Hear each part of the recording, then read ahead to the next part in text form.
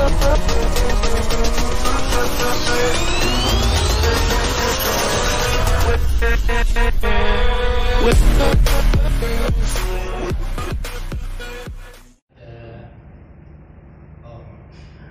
lain mohon maaf tidak bisa hadir pada siang hari ini karena banyak kesempatan, banyak kesibukan. Kemudian pada hari ini sekali lagi terima kasih sudah mampir di tempat kita yang Jateng, dan tenang aja ini bukan memang kebetulan tempat kantor kita di bawah, kemudian memang ruang ini sering kita pakai, jadi kalau ada apa-apa, kalau kita kumpulin di sekitar terus kemudian di bawah juga kebetulan lagi barengan acara yang lain, jadi kita pinjam tempat ini kita bisa nanti diskusi ngobrol santai. Nah, kemudian saya boleh izin juga nanti sekalian karena kumpul ada bareng-bareng itu, ada waktu yang sudah disediakan, nanti saya akan sampaikan beberapa hal terkait dengan STR dan lisensi gitu ya, biar nanti teman-teman bisa seperti apa nanti ke depannya. Dan kemudian ini ada teman-teman dari biasa di kita ini, kalau ada kegiatan itu selalu ada teman-teman kita yang selalu support gitu, jadi kalau begitu support gitu, maka nanti ada teman dari UNIR dan ada teman dari Handpick by Hand. Handpick by Hand, ya apa itu nanti mungkin ya kita kasih kesempatan untuk kami. Baik, tidak perlu panjang lebar karena nanti ada waktu untuk kita diskusi. Itu sekali lagi terima kasih. Assalamualaikum warahmatullahi wabarakatuh. Semoga memberkati kita. Terima kasih. Berikutnya setelah mendengarkan beberapa kata-kata dari teman-teman Tila, kami persilakan Mas siapa ini? Kita manggilnya Mas saja ya.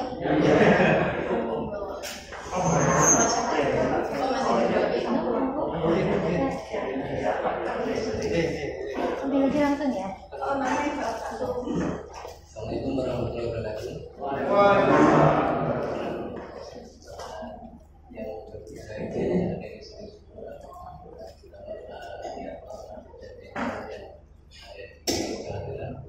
terima kasih sekali yang sebesar-besarnya kita atas sambutan yang baik. Bagus banget nih Pak. Ternyata kita bisa seperti ini. Mohon maaf kemarin ada sebuah surat seperti ini, jadi dengan adanya hilang kalau ini betul-betul kita berharap teman arsitek yang ada di wilayah Balongan dan sekitarnya bisa tergabung dalam IAI Jawa Tengah. Itu ini poin daripada kita sebetulnya. Jadi saya bagi teman-teman yang PSBB yang mungkin sudah cukup lama berprofesi, tapi mungkin masih enggan atau mungkin belum paham tentang dari harian, mungkin bila ini salah satu pendekatan. Mudah-mudahan hari ini di sela-sela waktu yang kita sama-sama punya kesibukan bisa mempunyai kaidah dan bermanfaat semuanya ya tapi bisa menjelaskan sampai tadi yang perlu disampaikan ke karena kebetulan dari sekian banyak teman-teman arsitek di Balongan mungkin masih hitungan jari yang sudah tergabung dalam mungkin dari saya itu sebagai komunitas sebelah saya sektor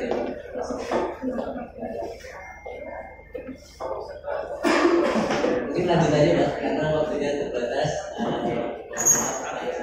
Bisa menjelaskan saya membutuhkan proses kita. Dari kami terima kasih.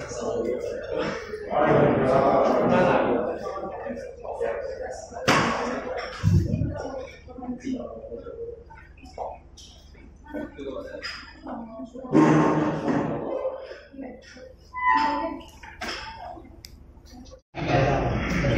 menjadi membangun gitu ya terkait dengan arsitek, mereka beliau sampaikan bahwa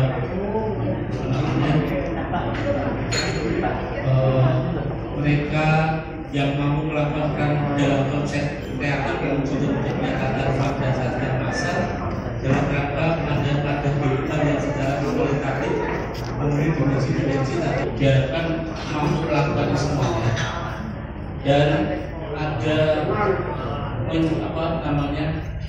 mewujudkan tata ruang, tata masa dalam kehidupan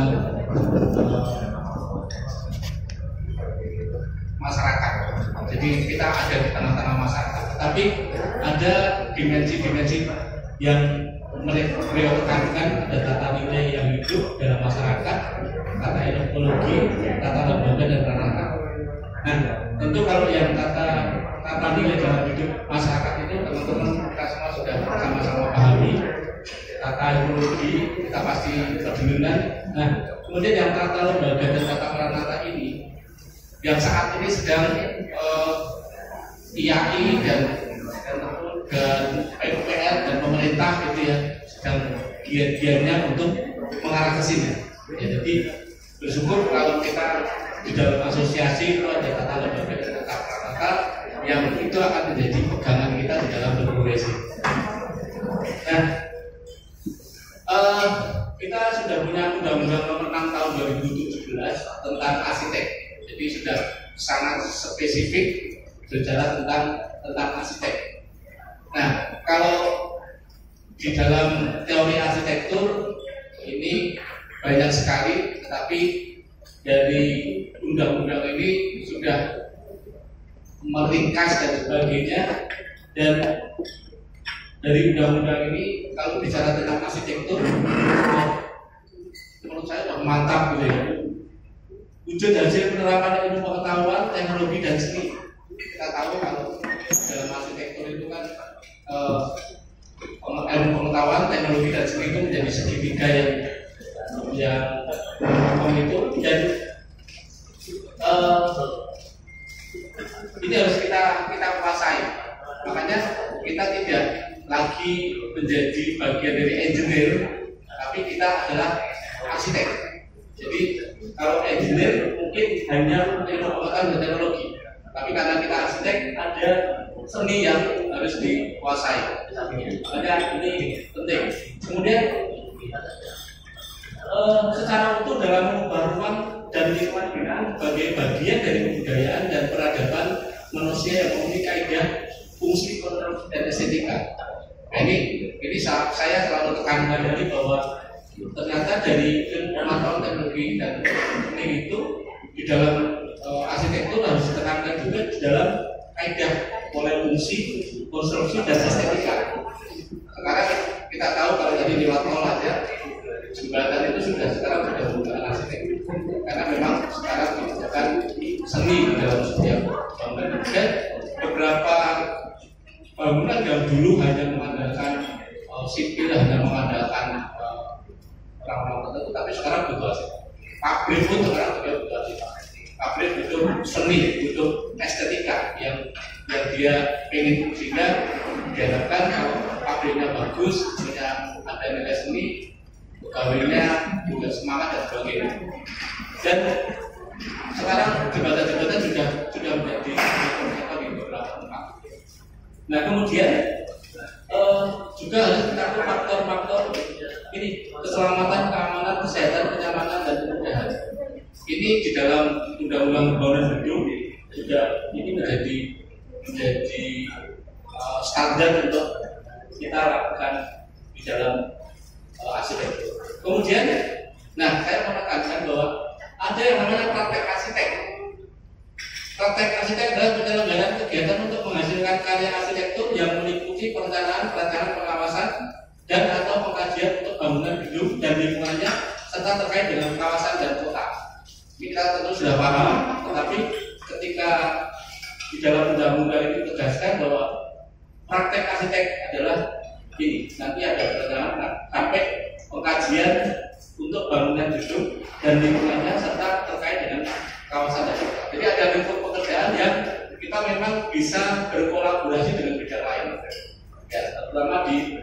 tentang kota dan sebagainya. Nah, bicara tentang arsitek, arsitek adalah seorang yang melakukan praktek arsitek. Jadi kalau tadi Romo Mangun mengatakan bahwa bisa mewujudkan sebagainya, tapi ketika disebut arsitek adalah seseorang yang melakukan praktek arsitek. Praktek arsitek itu apa? Ya itu tadi, dia melakukan menyelenggarakan kegiatan dan menghasilkan karya.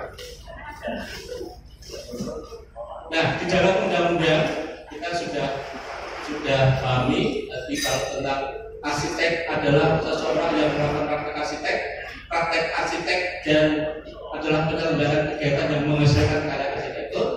Kemudian ketika seseorang mengaku dirinya sebagai arsitek, saat ini tidak sembarangan, artinya bahwa segala sesuatu harus ada buktinya.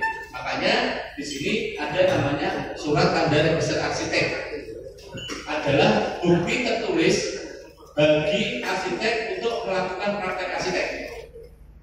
Jadi kalau tadi ngaku sebagai arsitek, kemudian sudah berpraktek arsitek, kalau tidak punya bukti tertulis bagi arsitek untuk melakukan praktek arsitek, itu berarti tidak pas, ada yang kurang gitu ya. Nah makanya saat ini kita sedang dorong untuk teman-teman nantinya harus punya yang namanya surat tanda register arsitek atau STNK sebagai bukti tertulis bagi arsitek untuk melakukan praktek arsitek. Kemudian lisensi adalah bukti tertulis yang berlaku bagi sebagai surat tanda penanggung jawab praktek arsitek dalam penyelenggaraan izin mendirikan bangunan dan perizinan lain yang setara PBB. Nah, lisensi ini nanti dikeluarkan oleh pemerintah daerah, karena di sini provinsi berarti gubernur. Jadi lisensi ini juga harus dimiliki oleh arsitek yang sudah punya SRA, tetapi nanti yang berkaitan sebagai penanggung jawab praktek arsitek dalam penyelenggaraan izin bangunan. Jadi nanti mulai tahun depan sudah diberlakukan bahwa yang menandatangani dokumen perizinan ini harus arsitek ber-SRA dan berlisensi. Ini kebetulan di Jawa Tengah ini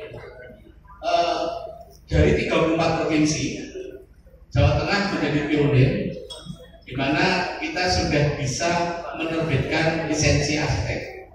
Karena kita sudah punya pergub, jadi ketika ada Undang-Undang Nomor 16 Tahun 17, kemudian di tahun 2021 ada PP Peraturan Pemerintah Nomor 15 Tahun 2021 yang mengamanatkan bahwa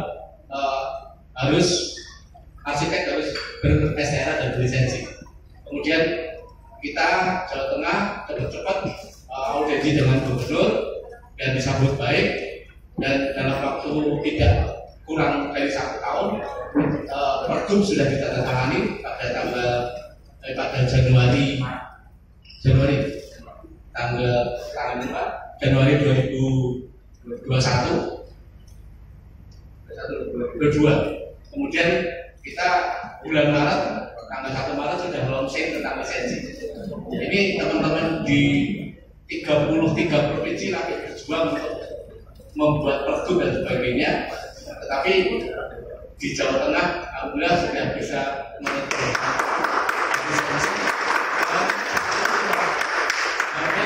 Berapa Mas? KKP 100 lisensi, 160 orang yang berlisensi.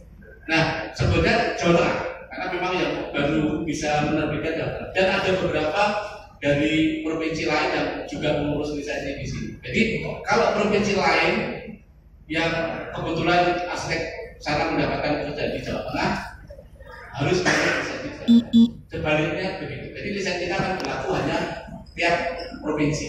Tetapi untuk 35 kabupaten kota itu satu. Jadi nanti kalau Pekalongan ya lisensinya dapat. Nah ini kita sebenarnya target oleh Pak Gubernur kalau kita sudah bisa menerbitkan lisensi yang cukup.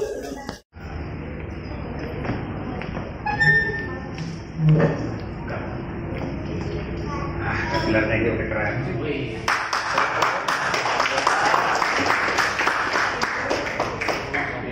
Sini mau kosong. Bukan utang. Itu baru. Oh, silakan. Sekarang dari Yang penting ketok. teman-teman bilang Lagi kotaknya. Oh iya. Halo. Oh, Gelarnya.